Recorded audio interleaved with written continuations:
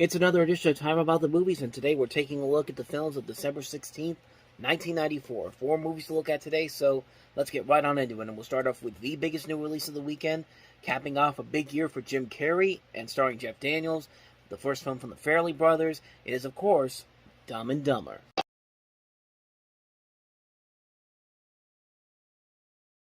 Remember when everybody thought that movies like this and shows like Beavis and Butthead were going to lead to the downfall of civilization? Well, 30 years later, these movies and shows have actually proven to show that they were actually a lot smarter than we gave them credit for. I mean, we've talked about Beavis and Butthead numerous times, but Dumb and Dumber is another example of it. It's a movie that's not only very, very funny, very, very stupid, it's also kind of clever in a way that they handle this. Like, Jim Carrey and Jeff Daniels, they just work so well together as Lloyd and Harry, and like, you could just buy their chemistry. You can buy the fact that these guys are very stupid, but they also are well-meaning. They don't mean to harm anybody. They're just kind of idiots, but fun kind of idiots, like the kind of idiots you want to hang around with. And the movie does a very good job of making you want to believe in that. It's a very, very funny movie, and it showed off what Peter Farrelly and Bobby Farrelly could do as filmmakers. I mean, these guys, the Farrelly brothers, went on to make some of the best comedies of the latter half of the decade, and this was the starting point of that. And for a first film, this is actually a pretty good start for them.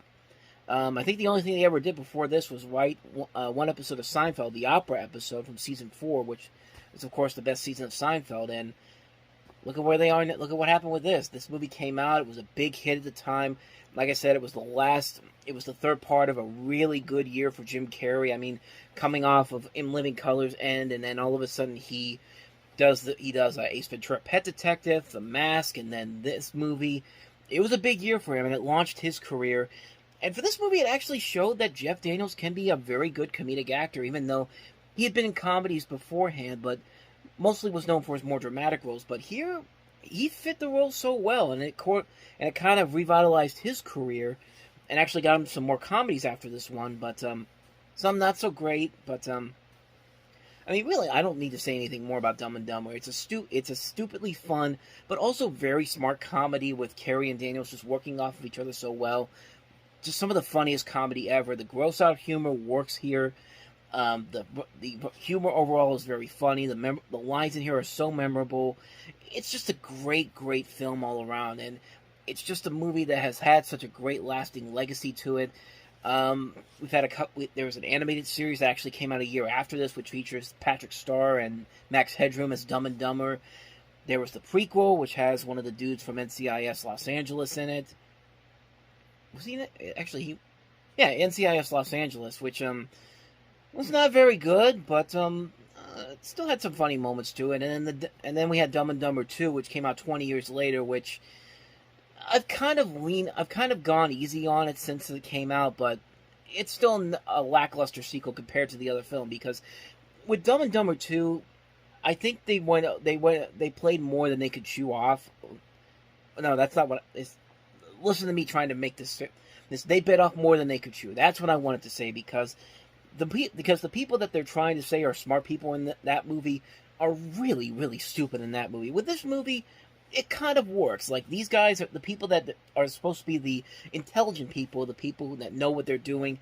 They're not complete morons who can't figure out that, hey, this guy does not look like the same. Looks like this person that we don't have any pictures of, like in Dumb and Dumber 2, which that happens there. But I'm getting ahead of myself on that front. But we'll get to that one when we get to 2014. But like I said, nothing more I could say about the original Dumb and Dumber that hasn't been said already. It's a comedy classic. It's hard not to watch it whenever it's on TV. It's hard not to pop it in. It's just a film you can always go back to and just laugh your ass off with it. It's just a fantastic film. Just great movie all around. A great movie to end Carrey's great 1994. I love this movie, man. I think a lot of people love this movie too. Dumb and Dumber, you can't go wrong with that one. And so with that said, let's move on to the next movie, and that is Michael Keaton and Gina Davis starring in the romantic comedy Speechless.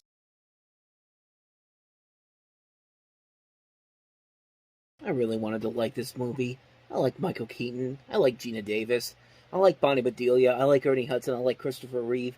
I like Ron Underwood, who directed this, who did City Slickers. I like Rennie Harlan, who produced this movie. But my God, this movie is just so unfunny. I mean, this is a film that is basically sort of a parody of what happened in real life. There was a real life romance of rival political candidates, James Carville, who was working for the Clinton administration, and then Mary Matlin, who was a speechwriter for President H.W. Bush.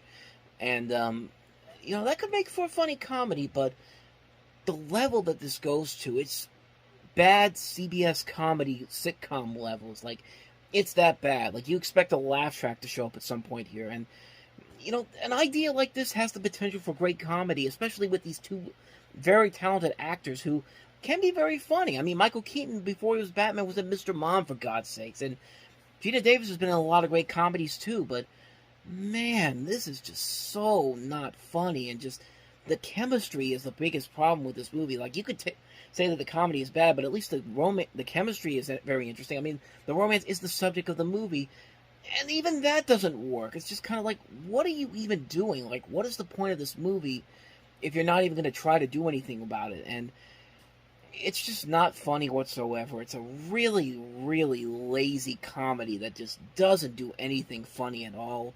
It's not funny. The chemistry isn't working. Too many great people are involved in this.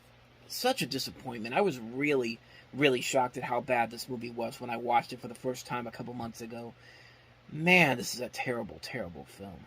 Terrible, terrible movie. So, that's Speechless for you, but let's move on to the next movie, and that is Gary Oldman starring as Beethoven in Immortal Beloved.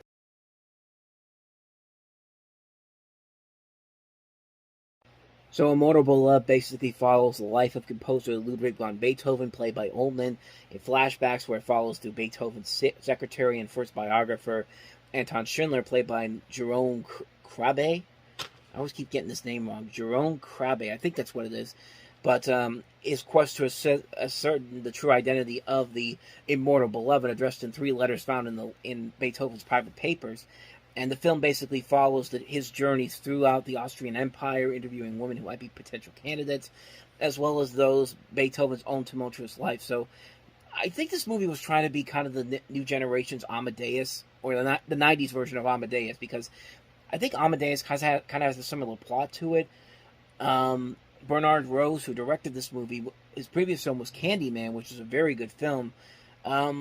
I remember seeing this one ages ago, mostly because of Gary Oldman as Beethoven had a lot of potential, and I honestly don't remember too much about it. I saw it once, maybe 10 years ago, but I really don't remember anything about it. I thought Gary Oldman as a whole did a good job as Beethoven, but everything else I just thought was just kind of like pretty substandard for a biography like this. And like I said, thought it was trying a little too hard to be the next Amadeus. Like, Amadeus, I think, did this concept a whole lot better. But as far as this movie goes, it's been a long time since I've seen it, and when I saw it, I don't remember too much about it. So that's Immortal Beloved. Now let's move on to the last movie that we have here, and that is Jodie Foster starring in Nell.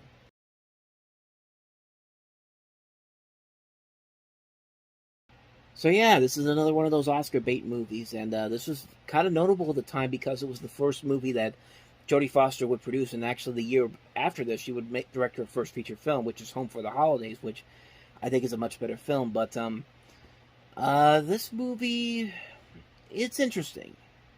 I think Jodie Foster is great in the movie. I think Liam Neeson and Natasha Richardson are very good in here.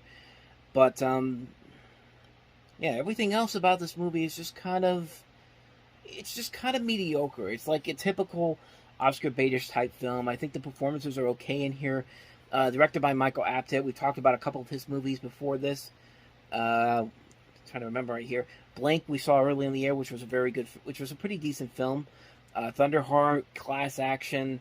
We talked about some of those movies. This one's just okay. I feel like this one's just okay. It's mostly working because of the performances. Everything else, it's your typical Oscar baitish type story. Let's have everything, all these cliches, and there's no way that the Academy Awards are not going to look at this performance and look at this movie and say we can't give you nominations for it. Which in a way it did. I mean, it got a nomination for Jodie Foster for Best Actress, but it's pretty much the only memorable thing about it. I mean, I really do not remember anything else about this movie that made it stand out on its own. It was just another Oscar Beaters type film. It's a film that you got all the tropes in there, and the only thing that's keeping it going are these performances. And I think everybody in here is doing the best that they can, given the material that they have. And really, that's the only real thing you could say about it that actually does kind of work, is that the performances are carrying it through. It makes this movie kind of stand up for a little bit, and you actually want to check it out at some point. But it's not something you're going to watch over and over again, honestly. Like, it's something that I've only watched once, and it's just like, I'm glad I saw it. I have no real reason to watch it again, so there you go. Now, so on that note, we wrap up another edition of Time About the Movies. Next time, we'll have some movies to look at, and I say some because, of course, we go to Box Office Mojo, and they don't have all the movies listed in one order, but there's at least 9 movies that came out on Christmas weekend in 1994, so you know what we're going to do? I'm going to split them up, and then the next time on the next episode, I will put some 1994 leftover films, because there was a couple films in there that I did not see, but I know we didn't get to talk about Next Karate Kid, but at least for this next episode, I'm going to focus on Little Women. I'm going to focus on The Jungle Book, Disney's original live-action Jungle Book for Stephen Sommers, IQ, Richie Rich, and Street Fighter. And then the other movies that are on here, Ready to Wear, Safe Passage, Legends of the Fallen, Nobody's Fool, I'll save that for the episode afterwards. So the 5 we're going to look at next time around: Little Women, The Jungle Book, IQ, Richie Rich, and Street Fighter. So those are the 5 that we'll look at next time. But until then, thank you very much for watching. And if you want to see more videos like this, please hit the playlist on the next page. Check out the previous episode. And I'll see you guys tomorrow for another episode. So thank you for watching. I'll see you next time. And until then, as always, take care.